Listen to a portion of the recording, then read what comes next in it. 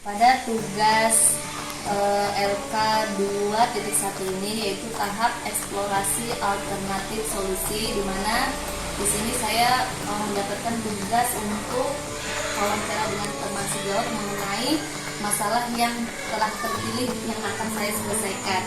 Masalah yang pertama mungkin kita sering menghadapinya di sekolah, yaitu rendahnya kemampuan siswa dalam memahami isi teks bacaan.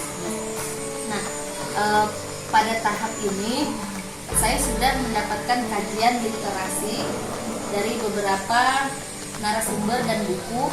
Menurut Anggraini, rendahnya kemampuan siswa dalam memahami isi teks bacaan itu akar penyebab masalahnya adalah dari guru kurang memberikan pelajaran yang berpusat pada siswa. Masalah terpilih yang akan saya selesaikan yaitu rendahnya kemampuan siswa dalam memahami isi teks bacaan. Jatuhnya ini ke literasi minat baca anak. Akar penyebab masalah dari rendahnya pemahaman siswa tadi yaitu di sini pembelajaran di kelas yang dilakukan tidak berpusat pada siswa. Maksudnya di sini guru cuma berpusat pada buku. Ya. Apakah Ibu setuju dengan pendapat itu? Kalau menurut Ibu bagaimana? Ya, baik. Memang di pembelajaran ya setiap guru, mungkin tidak semua guru, ada yang berbeda. Itu ada yang lebih memberikan pelajaran ke arah inovatif. Namun ada juga yang masih mengajarkan atau pembelajaran itu pada masalahnya yang legend atau yang dulu masih seperti itu. Ya, pembelajaran tradisional. Betul. Nah, di sini ya metode pembelajaran dengan model pembelajaran itu beda. Kalau dari segi metode pembelajaran itu cara guru melakukan cara mengajar seperti itu masih adanya kayak ceramah, nah, terus wawancara. Sedangkan model itu pada siswanya, kita peruntukkan pada siswa. Nah, di sini kebanyakan itu memang saat ini guru itu masih berpusat pada ini buku. Nah, alangkah baiknya seandainya setiap sekolah itu harus dilengkapi lagi dengan sarana prasarana seperti sekarang kan zamannya zaman teknologi ya begitu. Nah, kalau yang lebih menarik lagi agar siswa cepat memahami itu kita adakan sarana prasarana, misal dalam setiap kelas itu ada LCD. Karena siswa sekarang lebih condong, lebih memahami pembelajaran itu yang ada bersifat audiovisual. Dia mendengar, dia melihat, dia lebih tertarik. Sedangkan di buku ini kadang-kadang terbatas. Misal kita ambil contoh cerita, anggap bisa cerita bawang merah, bawang putih. Jenis di buku apa adanya ya seperti itu. Sedangkan untuk pengembangan itu bisa kita ambil dari internet dan sebagainya. Nah, apabila ditambah itu di dalam kelas mungkin sangat bagus dan siswa pasti lebih cepat memahami karena ketertarikan tadi. Kalau sudah siswa itu tertarik dalam materi, terus kita menyampaikannya pun bagus, itu pasti nyambung. Siswanya bisa menerima. Kalau sudah anak ini tidak suka dengan guru, seumpama kurang menyukai pembelajaran, otomatis apa yang disampaikan guru itu biasanya lambat menerima. Ada yang cepat menerima, ada yang lambat, bahkan mungkin ada yang masa bodoh seperti itu.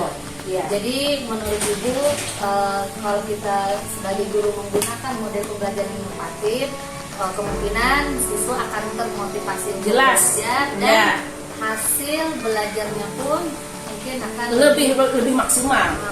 Iya. Daripada metode ceramah cuma mendengar kan otomatis ada ngantuk dan sebagainya. Betul. Nah, kira-kira kalau sekarang ini model pembelajaran apa Bu yang cocok diterapkan untuk anak-anak di kelas? Iya. Kalau dari segi cocoknya itu tergantung dari situasi kondisi masing-masing, dari segi siswa maupun segi gurunya. Jadi selain itu kita lihat juga kondisi jam pelajaran. Nah, setiap anak misal kita harus mengkhususkan, oh ini harus metode yang digunakan jigsaw, belum tentu bisa diterima oleh individu anak. Oh ini harus apa? Tapi kebanyakan yang paling banyak itu yang sampai yang saat ini dilakukan khususnya di kelas saya kelas 6 itu banyak yang digunakan adalah metode kooperatif, artinya saling kerjasama berkelompok. Nah di situ berkelompok artinya dicampur antara yang cepat tanggap dengan yang mungkin lambat. Jadi tidak ada ya istilah anak itu tidak bodoh atau itu tidak ada. Semua anak itu pintar, cuma yang masalahnya itu adalah anak itu cepat menerima dan ada yang lambat menerima. Nah di kelompok itu kita gabung jadi satu. Tidak hanya ini satu kelompok harus pintar, tidak. Jadi gabung. Jadi teman yang anggaplah kita anggap itu lebih di atas sedikit, itu membantu teman yang agak lambat sedikit. Nah, jadi di situ dia ada kepercayaan diri, ada ibarat orang yang tadinya malu atau tidak bisa mengungkapkan pendapat, dengan kerja sama dengan teman itu semangat. Nah, itu sudah saya dibuktikan dalam pembelajaran kelompok. Itu rata-rata anak, anggaplah kalau dari 100% itu kalau belajar mandiri dengan kelompok hampir 85% itu berhasil dalam pembelajaran.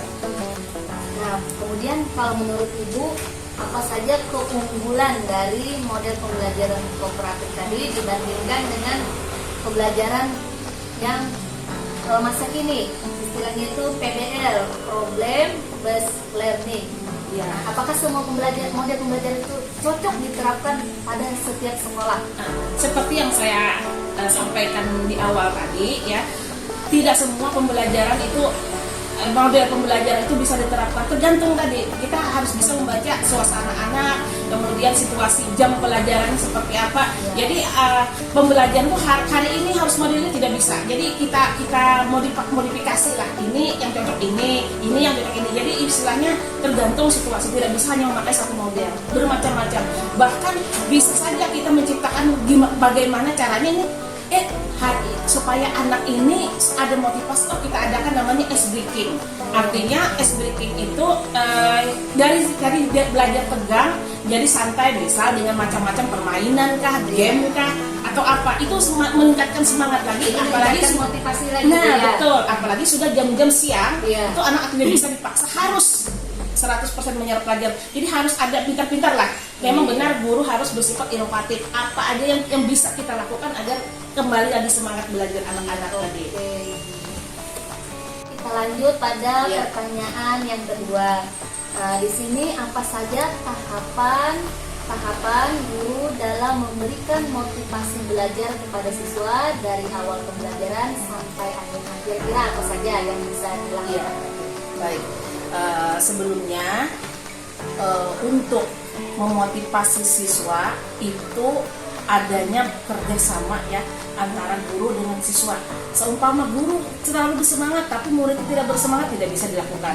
Kemudian muridnya bersemangat, gurunya mungkin kurang semangat. Nah jadi kalau bisa antara guru dengan murid itu saling, maksud saling di sini artinya supaya adanya terjalin kerjasama motivasi itu. Mungkin yang pertama ya, biasa kalau memasuki dari awal-awal itu kita siapkan dulu ya, yang jelas kalau sebagai guru kita harus pede dulu dalam belajar, semangat dulu kita nyadari, karena aura kita, kalau kita memberikan aura positif kepada orang lain, otomatis dengan siswa kita melihat kita semangat, dia ikut semangat. Ya.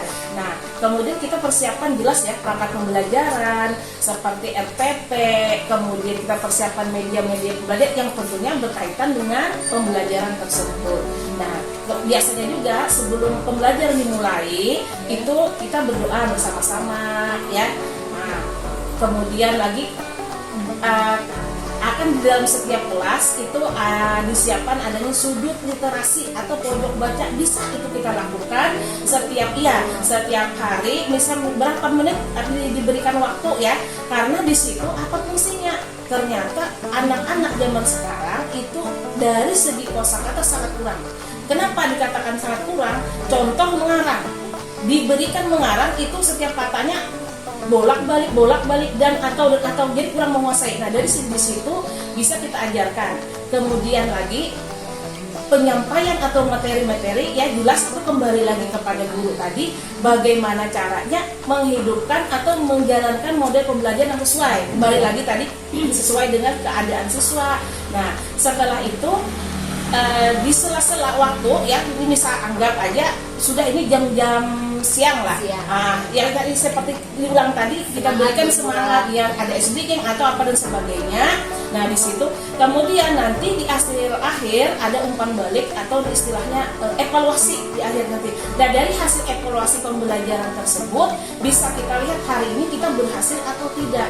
Motivasi anak tadi dari segi itu ini bagaimana hari ini. Jadi setiap hari itu kita lihat terus. Dari segi itu model pembelajaran misal tahap ini kita menggunakan ini ternyata tidak berhasil, oh besok kita pakai ini. Jadi pembelajaran tadi tidak bisa, kembali lagi tidak bisa diterapkan tergantung situasi kondisi anak tersebut. Nah kemudian masalah bagaimana kita meningkatkan motivasi kalau dilihat seperti itu tidak ada bakunya ya, tidak ada aturan baku harus begini, tidak bisa. Jadi pintar-pintar guru saja bagaimana memotivasi itu banyak. Kita ambil aja literasi di mana aja, contoh-contohnya bisa kita ambil pelajaran di YouTube atau di media sosial yang jelas bisa meningkatkan motivasi anak. Jadi kalau kita harus dipukul baku seperti ini tidak bisa. Karena setiap anak, karakter anak kan berbeda-beda. Jadi seperti itu. Kemudian ini kita ke pertanyaan ketiga Bu ya. Pertanyaan ketiga ini mengenai penerapan model pembelajaran di kelas.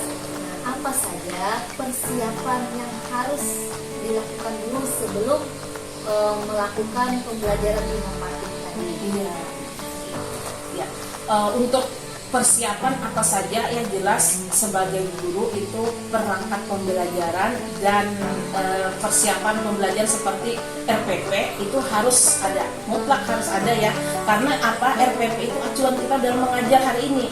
Nah ibarat orang itu istilahnya rancangan oh hari ini pembelajaran ini, supaya pembelajaran kita itu tidak lepas daripada materi hari ini. Memang pengembangan perlu pengembangan, tapi kita tidak lepas dari RPP. Makanya itu RPP itu wajib dilaksanakan setiap hari, mengikuti RPP supaya kita tidak lepas dari pembelajaran.